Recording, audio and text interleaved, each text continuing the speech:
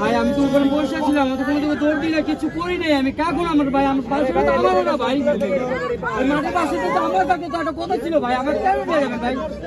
আমি আর চোখে কাজ করি, আপনাদের হেল্প করি আমি।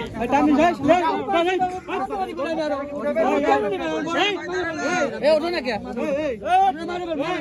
মাইরা বলেন ভাই, চোদ্দ আরো আপনি মাইরা বলেন